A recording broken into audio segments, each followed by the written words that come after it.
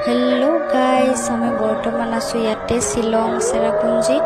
বহুত ধুনীয়া লাগে জেগাখিনি এটা কেপৰ ভিতৰত আছো